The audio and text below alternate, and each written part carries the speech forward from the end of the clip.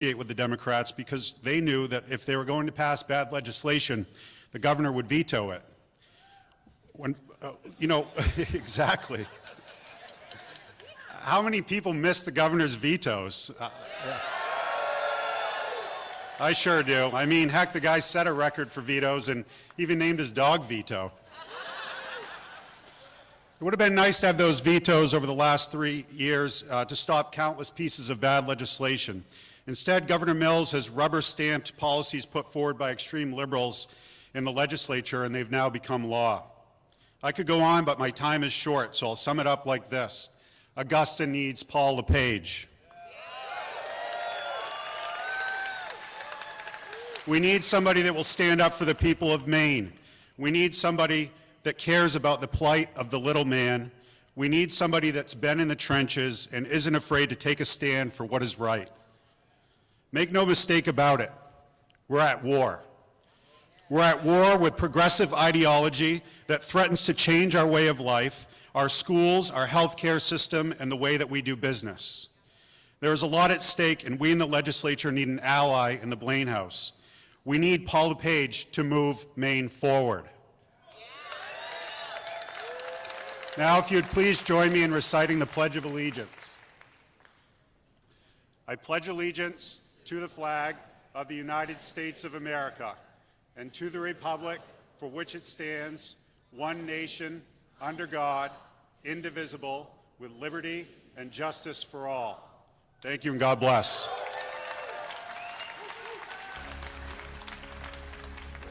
Now let's welcome Isabel Grignon to the stage to sing our national anthem.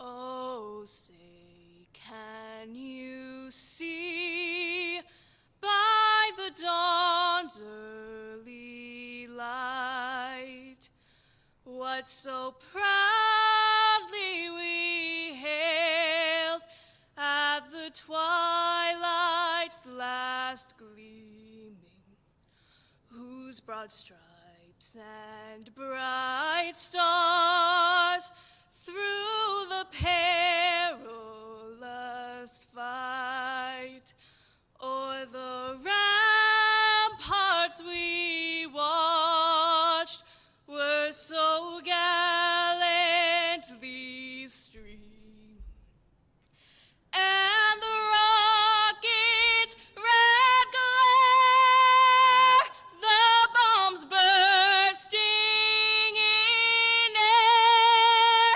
gave proof through the night that our flag was still there. Oh, say does that star-spangled banner yet wave o'er the land of the free and the home of the brave?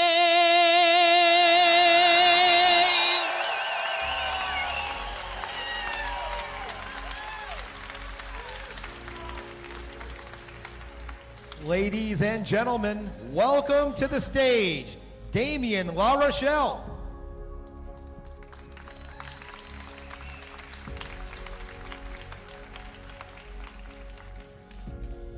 It's a pleasure to be here and join you in helping Governor LePage launch his campaign for governor of Maine. As a young person not long out of high school, I understand how important it is for Maine to have a strong job market so young people like myself can find work and not be forced to leave the state. I may be young, but I've seen the more involved the government is, the more complicated and less efficient things become. I believe that smaller government and less intrusion equals greater opportunity for businesses and citizens to prosper. I know that for our state to have good paying jobs, we must have a governor that believes in the free market. We need a governor that understands Small businesses create jobs, and the government cannot harm our small businesses. It must help them. We need a governor who is a job creator. In short, we need Paul LePage. So let's join together to move Maine forward and elect Paul LePage the next governor of Maine. Thank you.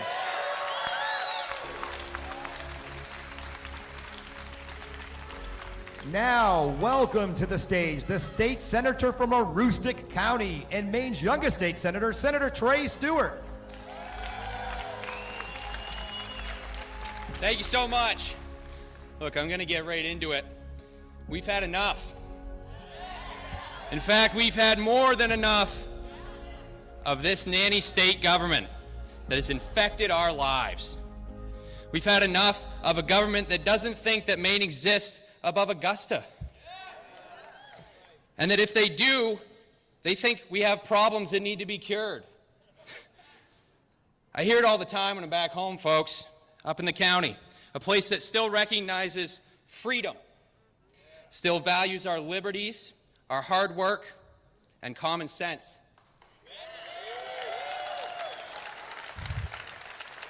You know, we really have two viruses that are running rampant through Maine right now. One is COVID, but the other is socialism. Well, I'm here to tell you that the vaccine for socialism is right here, ready to move Maine forward, and his name is Paul LePage. You know, the Democrats, they're pretty determined to make sure that we all have a vaccine passport before we can enjoy their new version. Yeah. First of all, never. But more importantly, I do think we need a passport. We're going to call this the Liberty Passport. That's right. Paul LePage is ready to stamp out the big government virus and move Maine forward. But before you can be cured, he tells me you got to answer a few questions. Are you ready? Here we go. Turns out it's pretty simple. Question 1. Do you believe that government is the answer or the problem? You guys are pretty good. Let's see how you do on question 2. Do we need more government or less government? One more time. You guys are halfway there. Question 3. Do your freedoms come from God or from government? Absolutely. Okay, last question, and you're almost there. Do we move Maine forward with Janet Mills or with Paul LePage? That's right. That's right. You've now earned your Liberty Passport, and you're ready to help Paul LePage move Maine forward. Unfortunately, for the cure to take full effect, for freedom to be restored, you're going to need a booster. But here's the thing. The booster shot's painless, free, and available to everyone in Maine. It's called the election booster shot. And I'm going to need every one of you here, the Liberty Passport holders in this great state, to go out November 2022 and vote. And that's the booster shot Maine really needs. I have it on good authority, by the way, that this booster shot will last 8 years. Without fail.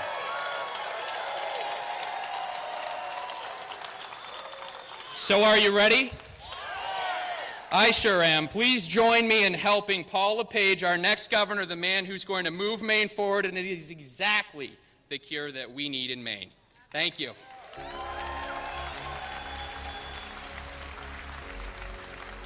Now, please direct your attention to the video screens on the floor for a special message and endorsement from Maine's senior United States Senator Susan Collins. Please direct your attention to the screen.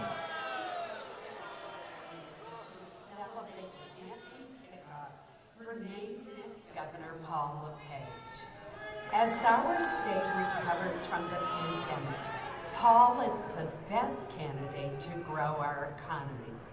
Paul and I believe that Maine's small businesses are the backbone of our economy. We must support our job creators and Maine's hardworking families. Paul is a job creator. That's his background. He's done it before, and he'll do it again. And as First Lady, Ann LePage was known for her advocacy for our veterans. She'll continue to be an outstanding champion for these Mainers who wore the uniform of our country. And that's why I'm supporting Paul LePage for governor. Now, welcome to the stage, one of Maine's most prominent women entrepreneurs, member of the Board of Directors for the Maine Maritime Academy, and a recipient of the Public Health Business Champion Award, Carolyn Brodsky.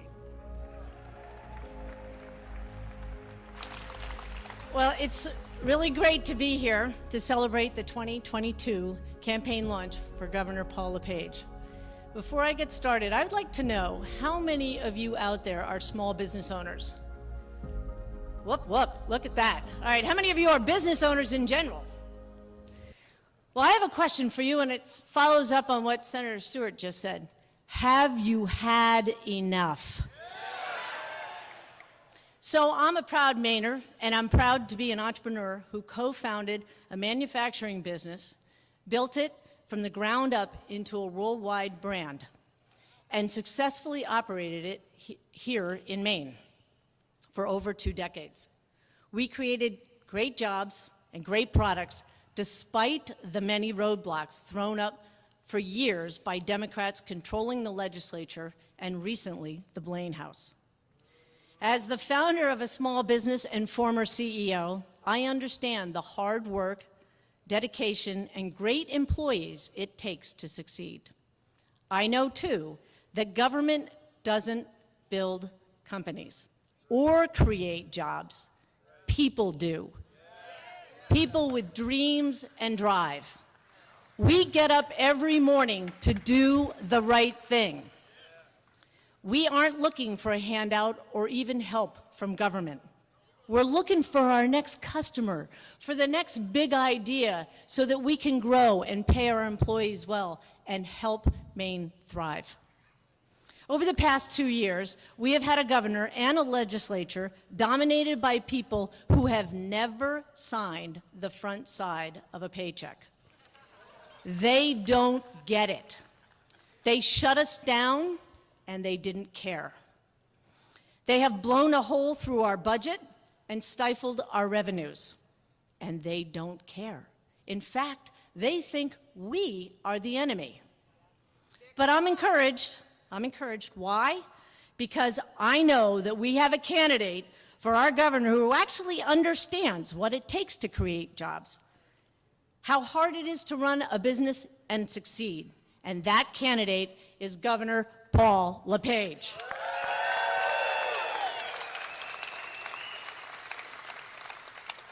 I know that Paul LePage stands behind not just women like me in business, but all business owners. He wants us to succeed because he gets that if we succeed, everyone in Maine succeeds. He actually wants us to be prosperous so that we and our employees can live the American dream. The company I founded and ran for 28 years, Sterling Rope, down in Biddeford, has its products in every New York City's firefighter's pocket. Sterling ropes have been used to summit Mount Everest and climb ice peaks in Antarctica. Our ropes were used to lift beams from the rubble at Ground Zero on 9/11 and to hoist Marines out of danger in Afghanistan. I am proud that Sterling Rope products represent the quality of products you get from Maine. And I love hardworking Mainers like my employees and the vendors who worked with us at Sterling. For my company to have achieved success, I needed the support of every one of those Mainers and for government to get out of our way.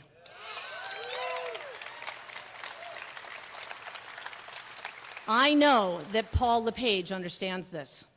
He visited my plant twice. In fact, he helped me hand out Christmas bonuses. He knows that for Maine to be successful, we need businesses of all sizes, but particularly small businesses, and we need not to smother them with too much regulation or out-of-control taxes. To move Maine forward, we must have a governor who wants to empower people, not hold them back.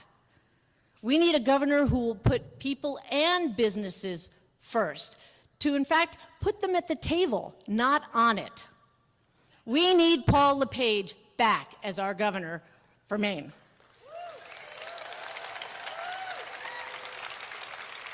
So I urge all of you, the voters of Maine, regardless of your political party, your background, your business, or the town or city from which you come, to join me in supporting a governor who will actually stand with us and support us.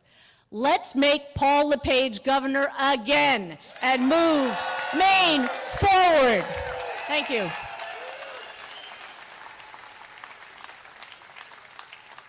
Now, for the purposes of another special endorsement, please direct your attention to the video monitors as we hear from retired United States Army Staff Sergeant, New York Times bestselling author, and founder of the Travis Mills Foundation, supporting our nation's veterans, a Maine treasure, Travis Mills. I'm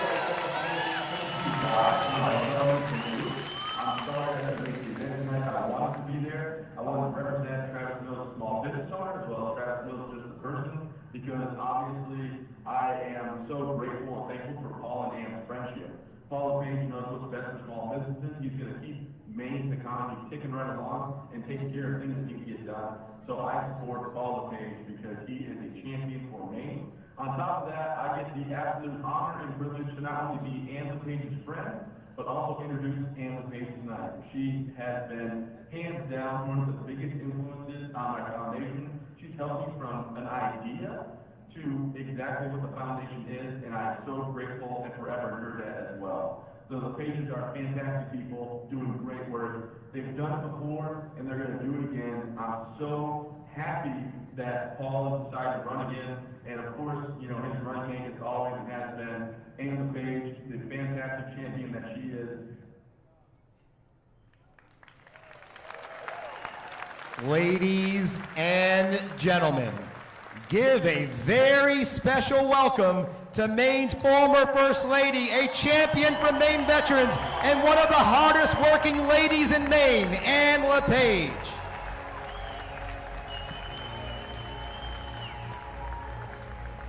What an exciting night to be here with all of you. I see so many familiar faces in the crowd, and I'm so thrilled to see many, many new ones. Paul and I couldn't be more excited to be here. As you may know, Paul has said that 10 two-letter words have helped him get through life. If it is to be, it is up to me.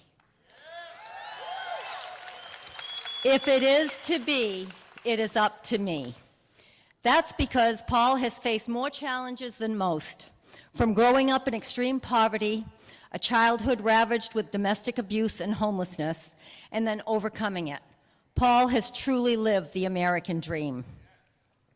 The eldest son of 18 children, Paul left home at just 11 years old to escape domestic violence. He slept anywhere he could and earned whatever money he could doing odd jobs like shining shoes. To say that life produced adversity would be an understatement. One night when Paul was sleeping in a horse stable at the Lewiston Fairgrounds, he met a man who told him the phrase, "If it is to be, it is up to me." Those words would guide the rest of Paul's life. He knew that if he worked hard, he could escape the extreme poverty and abuse of his childhood. And that's what he did. Paul graduated high school and he applied to college. Gaining acceptance into Houston presented a new set of challenges. Paul was brought up speaking French. However, with the help of former Senator Olympia Snow's late husband, Peter, who helped convince the college to give him a chance, Paul was able to take an admissions exam in French to demonstrate his comprehension abilities. Paul earned his admittance to college. True to Paul's nature, he supported himself through college as a short-order cook and was a proven leader on the campus by achieving the title of editor of the college newspaper. That's right, Paul LePage was a member of the news media. Not only did he graduate from college, but he excelled, earning a business and administration degree in finance and accounting. He went on to earn an advanced college degree, an MBA from the University of Maine. If it is to be, it is up to me. Those words rang true. After college, Paul did what he does best. He went to work. He worked in leadership positions in the lumber and the paper mills. He became known as a talented turnaround advisor who helped keep Maine companies in business and keep people employed. He has held high-level leadership roles across many industries, including manufacturing, wood, forestry, power. The list goes on and on. He even helped a world-renowned drumstick company survive and thrive. As a result, some of America's best-known bands have had drummers for years playing with Vic Firth drumsticks made right here in Maine. In fact, we attended a governor's dinner representing Maine when President Obama was in office. And the drummer gave Paul his Vic Firth drumsticks. Once again, Paul left the White House dancing to the beat of his own drum. We all know, however, Paul is best known for his role as general manager of Martin's, where he helped grow the company from only a few stores to a household name that it is today. Paul knows how to create jobs, helping grow Martin's even during a recession. You know, I often say the worst thing about Paul becoming governor was that I lost my employee discount at Martin's. It's true. My purchases went from great deals to just good deals. But Paul worked hard also while working with me to raise a family. All of our children have become wonderful adults. We also had an opportunity to give back by bringing Devin into our home to live with us, giving him a hand up like Paul had been given when he was younger. Not only did Paul spend long hours working for many job creators across Maine, but he realized how important it was to give back to his community. He served on the board of the Mid-Maine Homeless Shelter in Waterville for many, many years, and he volunteered to transport those who needed a room, driving them all over Maine. He was elected mayor of Waterville as a Republican in an overwhelmingly Democratic town. He worked across party lines to reduce taxes, increase the rainy day fund, and maintain strong education programs without raising taxes. For his work, he was re-elected repeatedly. And although we've had a good life since Paul left public office, spending time in Florida part of the year and here in our home state of Maine, Paul and I are both still passionate about serving Maine. So much so that I agreed to let him come out of retirement to serve Maine again, and you've heard the story. There were some stipulations. He needed to get me a pickup truck, and he needed to learn to love country music, and he did both. I never imagined that I would have the honor to serve Maine as First Lady. In fact, many of you who knew me early on knew that I was terrified of public speaking, and the thought of being in the limelight made me even more uncomfortable. I was the mom in the baseball hat who liked to dumpster dive for bottles out of the trash cans after a sport event to raise money for the Boosters program. However, it was a great honor during the 8 years that Paul and I served in the Blaine House to dedicate most of my time to serving Maine's military service members, veterans, and their families. I can't explain the pride and fulfillment serving our American heroes brought me during our time in office. As many of you know, I probably wasn't the typical First Lady. I'll never forget telling Paul that I wanted to ride a motorcycle and in an 18-wheeler with the Wreaths Across America all the way to Arlington National Cemetery. That's where I earned my CB radio handle of Anna Banana.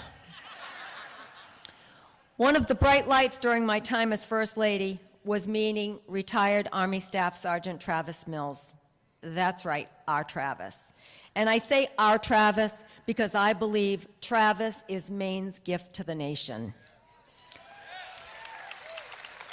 Not only did this kid overcome some incredible obstacles as a result of his time in the service, but the work he's done for our veterans and their families nationwide is remarkable. I had the great fortune of working with Travis at the Travis Mills Foundation, which provides an incredible retreat for our nation's disabled vets and their families. And for those of you who know Travis, you know he's always full of surprises. If you told me I would be skydiving with Travis Mills to raise money for an Aroostook County Veterans Memorial, I would have said you were absolutely crazy. But we did. And I can stand here today and tell you I'll never do it again. But we are so honored to have Travis as our friend. It wasn't long after Paul left office that we felt an immediate call for our return to public service. The groundswell of support from people all over Maine, yes, of all political stripes and of all ages, has been so humbling. It became clear very early on that Maine was heading back to the failed policies of the past. For those of you who know Paul, you know that retirement didn't suit him very well at all. He likes to roll up his sleeves and get to work. When he told me he wanted to run for governor again, initially I couldn't understand why. He had given so much. However, as time passed, it became very clear that Paul had another job to do. As a family, we made the decision that we were so passionate about Maine that we wanted to serve Maine again, because we can't allow Maine to continue sliding back. We must move Maine forward. If there's one thing that I know about Paul, is that he gives everything that he does 100%. No one works harder than him, no one has more energy than him, and no one has more passion than him. So as we embark on his next year together, I want to thank you so very, very much for your continued support of Paul, me, and our family. I know Paul will work hard to improve our kids' access to education and to ensure that our kids don't permanently fall behind as a result of this pandemic. He will help Maine and help them move Maine forward. Paul will continue his work to end domestic violence and help give people a hand up, not just a handout. We must do it to move Maine forward. Paul will absolutely do what he does best, and that's help get Maine's economy on the right track to help move Maine forward. Let's always remember, if it is to be, it is up to us. Let's work together to ensure that we preserve the American dream for our children and our grandchildren. Let's move Maine forward. God bless Maine and God bless America.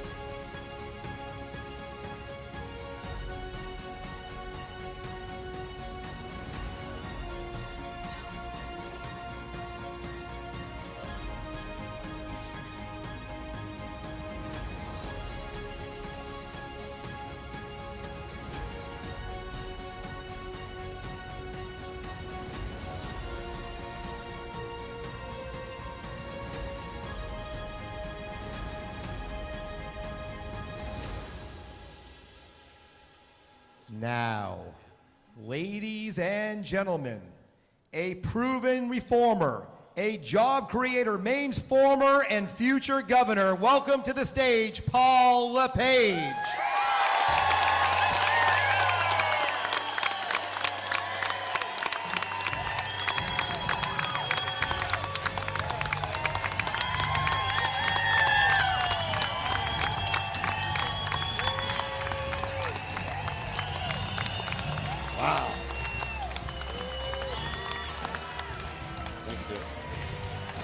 Unbelievable. Woo. Unbelievable. Thank you so much.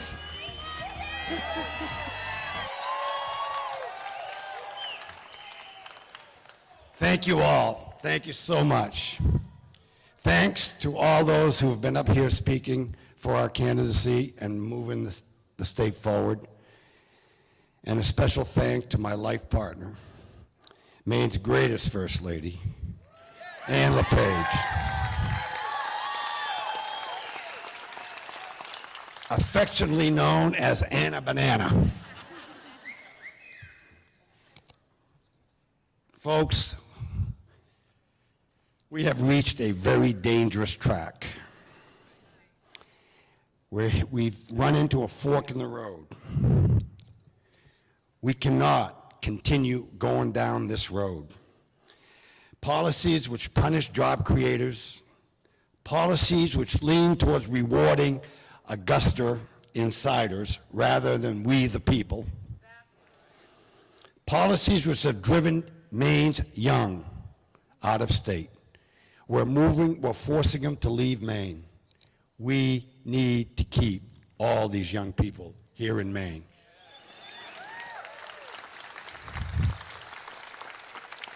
We must recognize economic growth is important to all parts of Maine, not just one or two counties. We need to have good paying jobs throughout the entire state, not just in a few counties. We must ensure our kids can have access to a great education so that they can reach their full potential and they do not fall behind because of one-size-fits-all pandemic failed policies.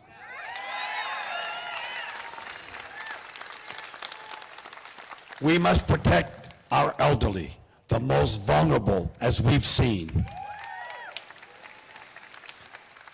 As someone who has escaped homelessness through hard work, I know how to give up a hands up and not just a handout. And believe me, it's much better when you earn it than when it's given to you.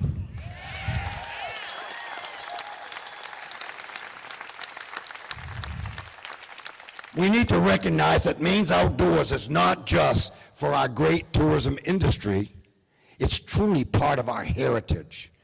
It's part of our way of life. And we want and are good stewards of our land. Our freedom and values are not just important looking into the past, but they're important looking forward. Mes amis, c'est important, des familles du Maine d'origines diverses ont conduit notre État et se doivent de préserver l'avenir et de protéger l'État que nous avons aujourd'hui. What I'm really saying, folks, is let's save Maine, and let's have Maine the way we want it, not the way they want us to be.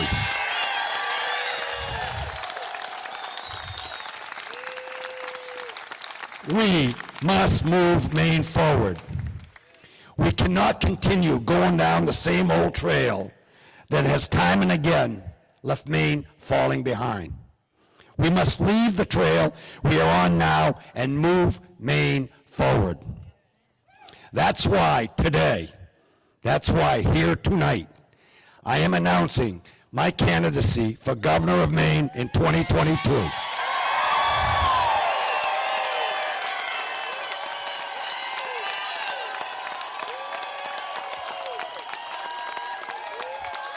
Thank you. Thank you so much. Freedom is not a guarantee and prosperity is not a promise. Only through sacrifice and vigilance can we keep the American dream alive. As President Reagan said, freedom is never more than one generation away from extinction. It has to be fought for and defended by each and every generation.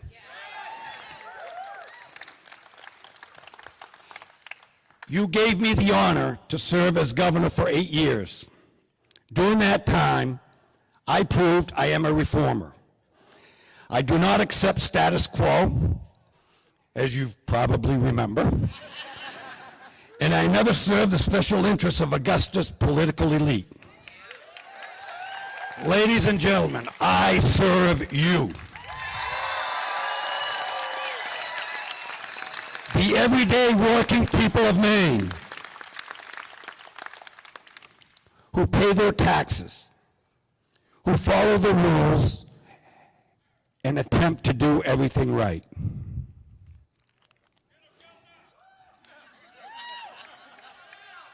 As governor, I led during challenging times and made the difficult calls to turn our state around. Wasn't always popular, but as a businessman, a former mayor, and a two-term governor, I made the countless tough decisions that left Maine in a much better position than we found it.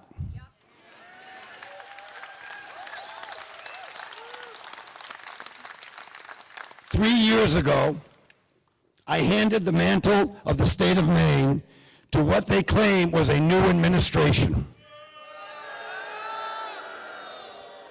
They turned out to be the same old failed policies of years past. They inherited a lean, efficient, accountable state government. They proceeded to send Maine backwards. Through our reforms, we dramatically lowered Maine's unemployment rate, reduced government red tape, and led the effort to create thousands of good-paying private sector jobs.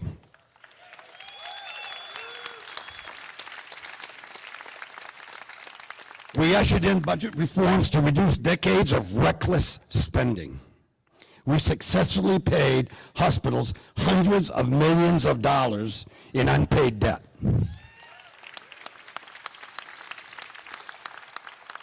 And we significantly decreased the size of government. Not through layoffs, not through gimmicks, through attrition and with elimination of unneeded vacant positions.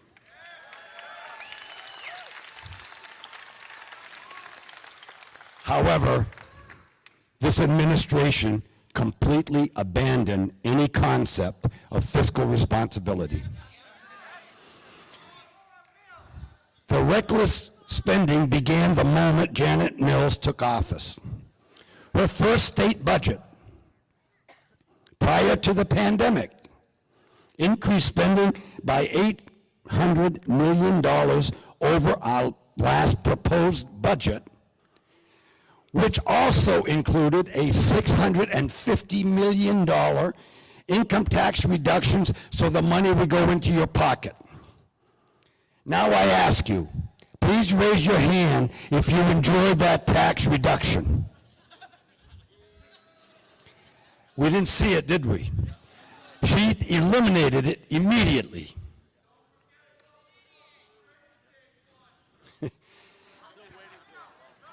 Yeah. She used one-time dollars to fund massive programs and began an out-of-control hiring freeze, or hiring spree, that is now back to what it was, nearly back to where it was before I left. Did the hundreds of millions of dollars of new state and local government spending help any of you? Of course not. Unlike the Augusta and DC political elite, I know your hard-earned money comes from your productivity, not government spending. Putting your earnings back in your pocket and not in the government's pocket is always my priority.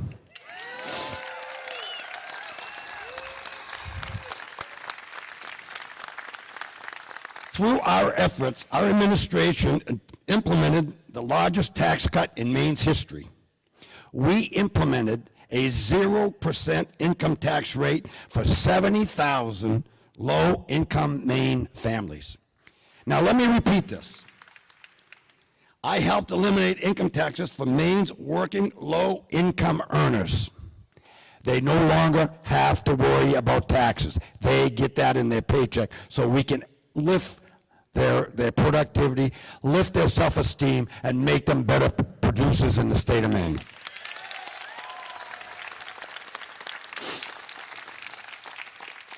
We repealed the annual automatic increase of the gas tax. Now, after Biden going from $2 to $3, if that continued, we'd be at $4. We don't want to be paying more. We want to be paying less. We need to be working together to make our lives more prosperous. We assisted family-owned businesses by increasing the threshold of the debt tax from $1 million to $2 million. And this is what I'm very proud of. And we honored our veterans by exempting their military retiree pensions from the state income tax.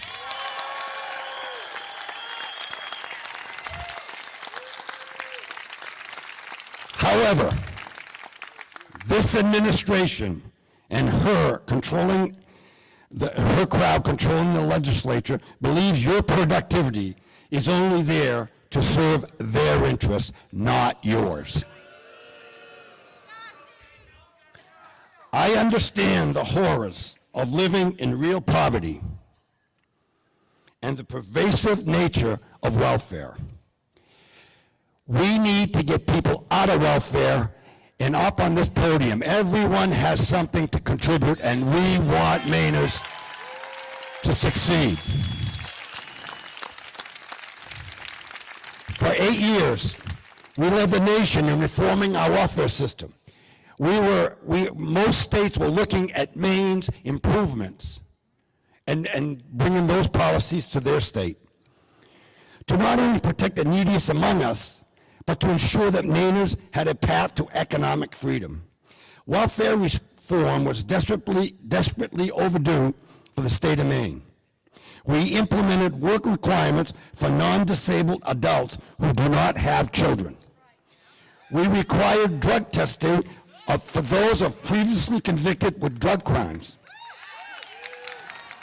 We banned the purchase of tobacco, alcohol, and lottery tickets with welfare funds.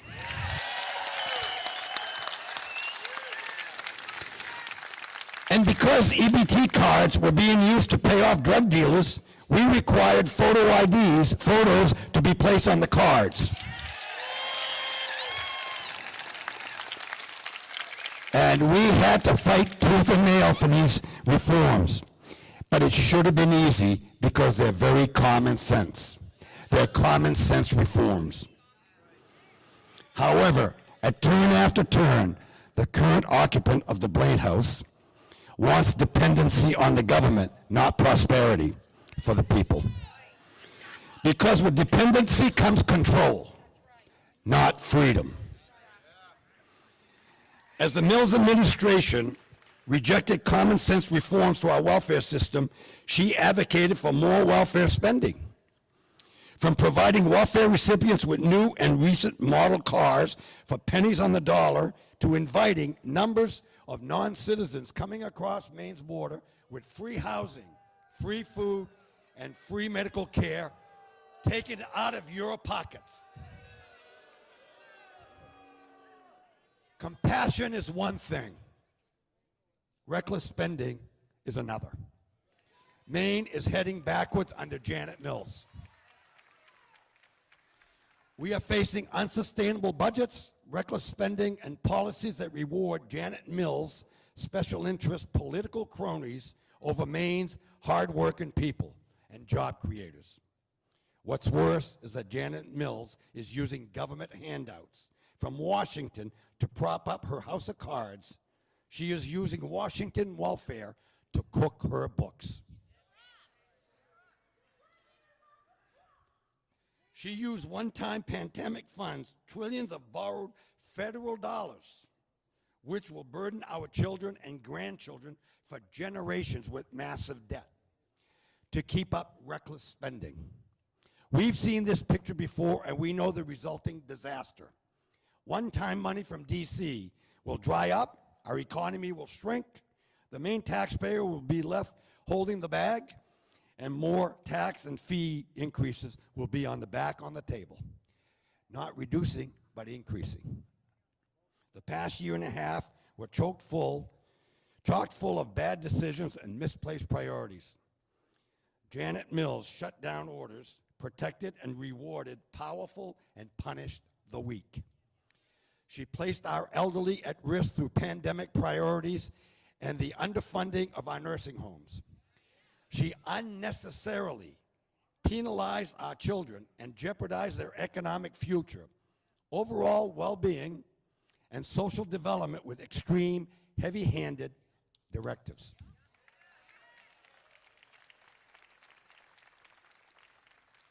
What we need instead is creative, community-by-community decisions. We don't need government mandates, we need freedom.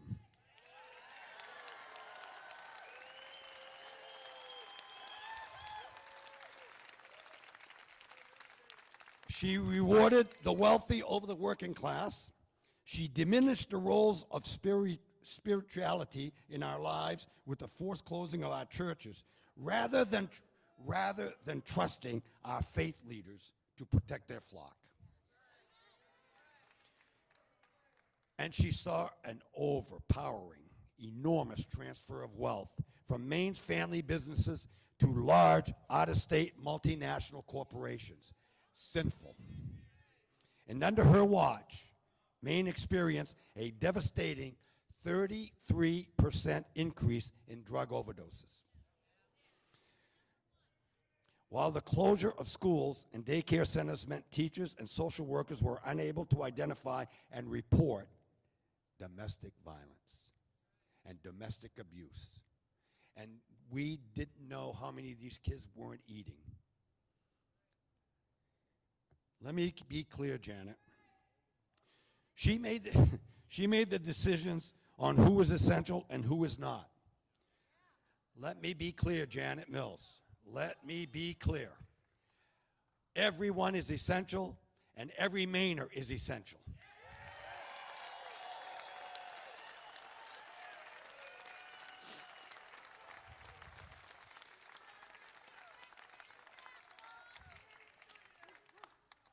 Mainers desperately need meaningful education reform, or more importantly, a parent's Bill of Rights.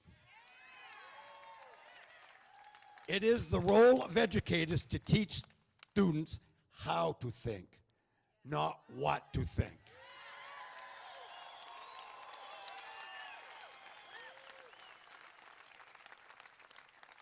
This administration followed the example of other failed blue state governors. She ignored scientific data, relied on political theater, and aggressively shut down Maine's in-school instruction. This misguided policy created a catastrophic ripple effect affecting an entire generation of children, their financial future, and the overall impact to our economy. Her policies threatened the academic and economic prospects of our children well into their adulthood. Recent studies suggest that more first and second graders ended this year 2 or more grade levels below proficiency. 2021 results indicate that our national student population is 10 points behind in math, 9 points behind in reading, compared with matched students in previous years. Maine's educational crisis lands squarely on the shoulders of Janet Mills. It is important, it is imperative, and it's very important we address these disparities and do whatever it takes to improve the future opportunities for our children. Let's parents decide their child's future, not politicians or administrators.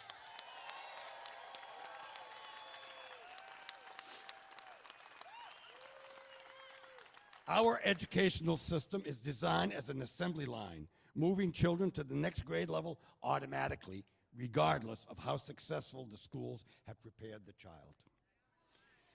The shutdown of our schools laid bare the fallacy of this effort. Due to the serious learning gap caused by the pandemic, parents need the option to choose a one-year free pass for students to receive an additional year of schooling to make up for the educational failures of the past 2 years. This should not be the school's choice. This is your choice, the parent's choice. A student's academic future and even sports eligibility should not be impacted when a parent chooses this pathway. So I am going to promote that our kids, through their parents, if they feel that the parent and the child need more education, they get a free pass for a year. We should also provide similar options for children in special education, blind, and the deaf. We need to promote, and I just heard this out loud, we need to promote school choice and charter schools.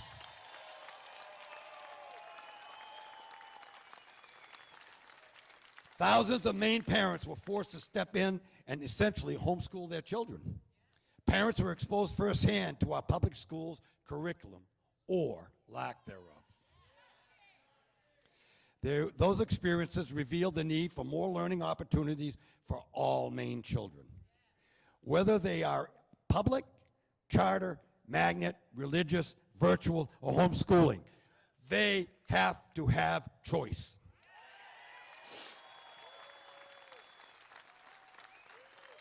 We must immediately repeal the cap on charter schools.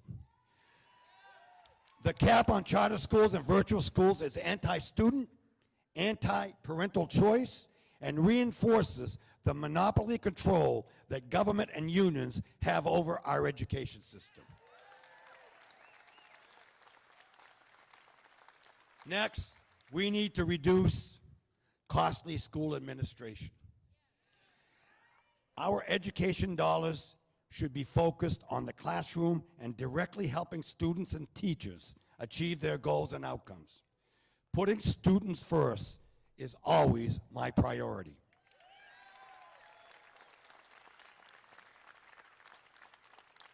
Instead, many of Maine's public K-12 administrators have built a real bureaucracy instead of real centers of innovative learning. Our teachers and our students deserve a system which puts teaching first.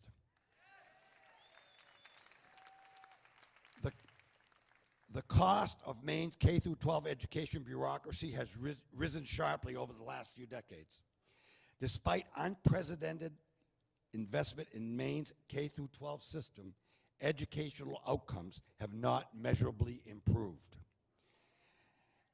A burdensome bureaucracy also comes at the expense of our teachers.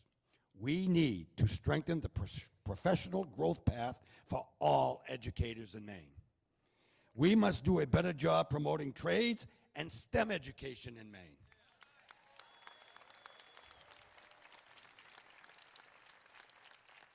Young men are abandoning the pursuit of higher education at record numbers.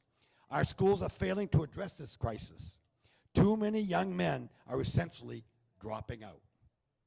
We must redouble our efforts to move the trades and STEM education to the front of the classroom, not hidden in a remote building in the back of the property. As your governor, I will continue to fight for students, teachers, and their priorities, not government bureaucracy. Let's redirect state educational dollars back into the classroom.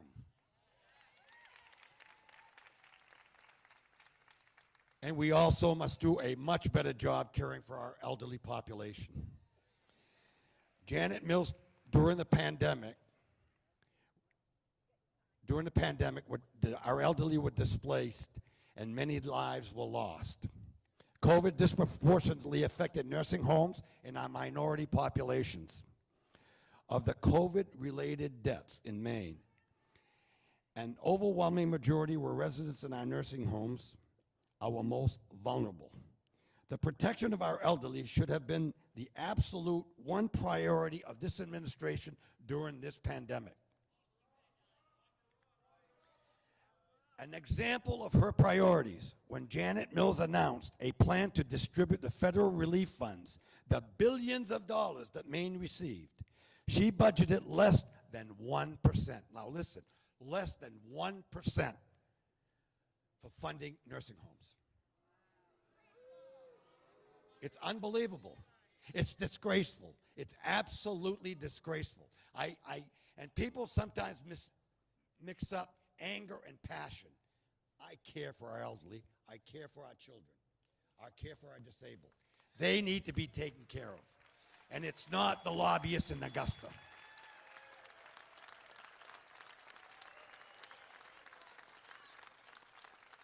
As nursing homes struggled to remain open, Janet Mills and her political cronies expanded welfare Medicaid to unprecedented levels.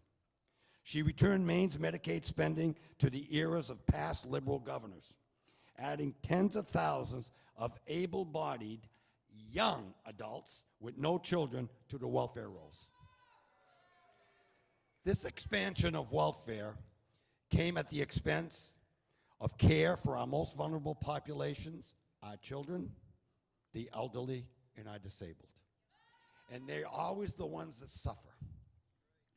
As your governor, I will not rest until all nursing facilities in the state of Maine are fully funded and fully staffed.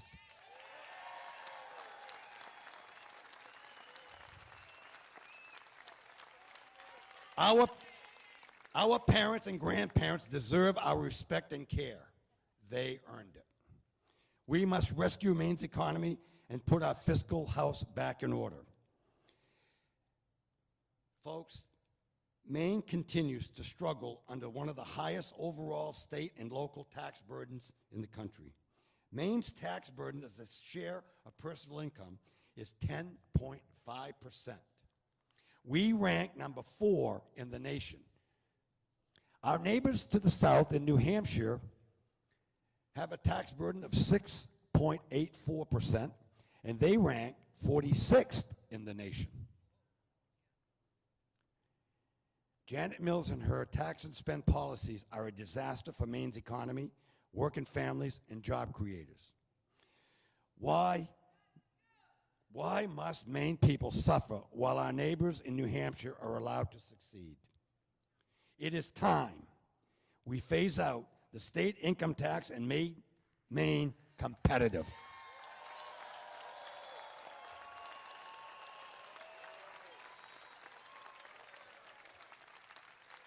I'm not saying reduce it, I'm saying eliminate it. There are better ways to tax, there are better ways. And your hard-earned money should go into your pockets.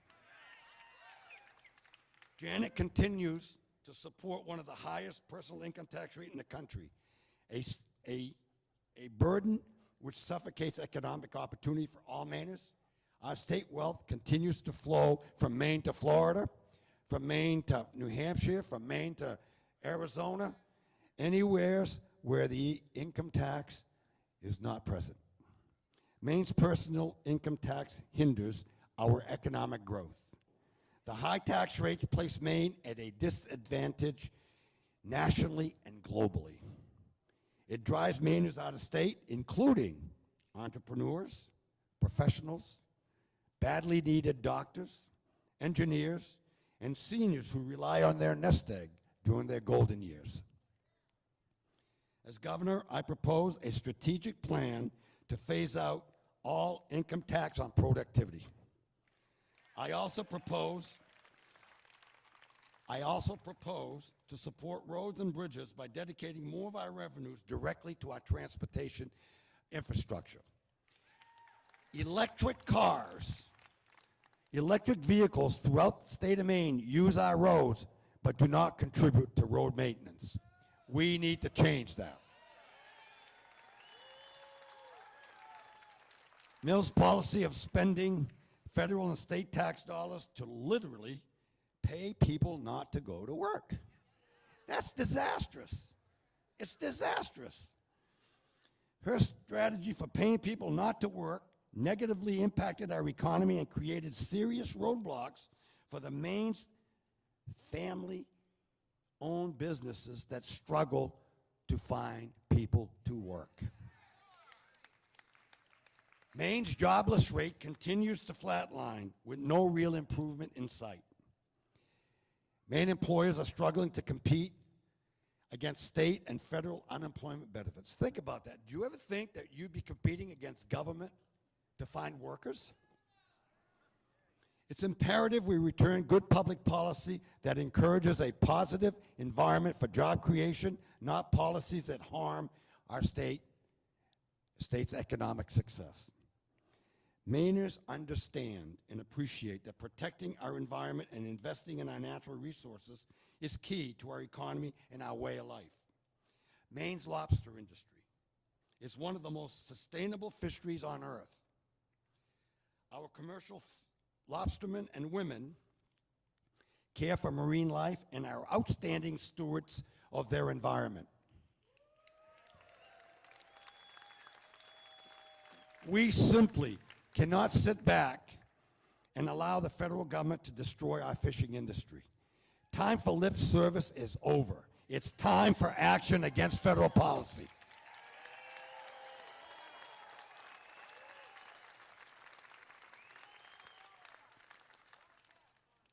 And also, Maine needs to protect the integrity of our ballot box.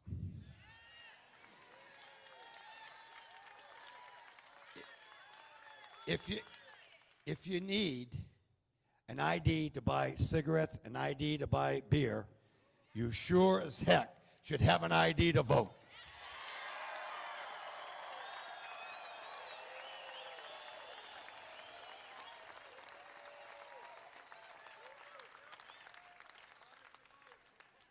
Maine, once again, needs a turnaround specialist who can make wise decisions as governor. We must move Maine forward. As a turnaround consultant in the private sector, for struggling Maine business, I made the tough decisions to move companies from potential bankruptcy to profitability. As you heard earlier, I walked out of the White House with drumsticks made in Maine. In 2010, the state was in desperate need for a turnaround specialist. Career politicians and their corrupt policies came close to bankrupting the state of Maine.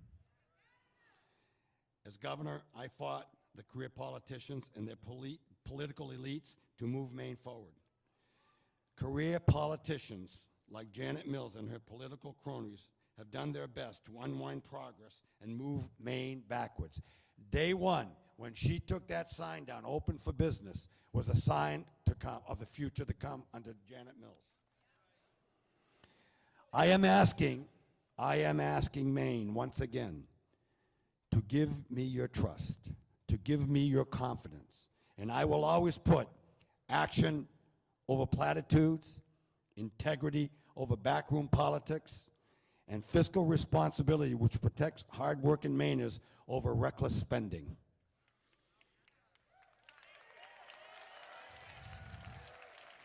The choice next November is clear. My campaign stands for faith, freedom, and trust.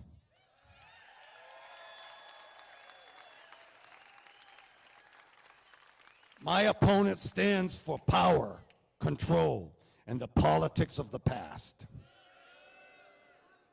I am running to be the next governor of Maine. With your help, we can win this race.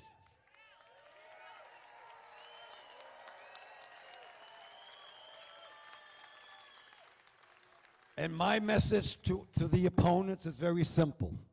May the Almighty give us the strength and wisdom to overcome what divides us, to gain mutual respect, and to work together to move Maine forward.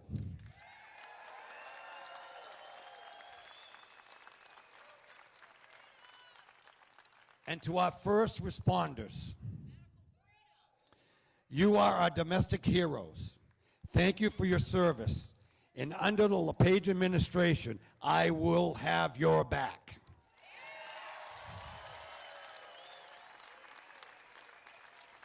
God bless you all. God bless the great state of Maine. And God bless America.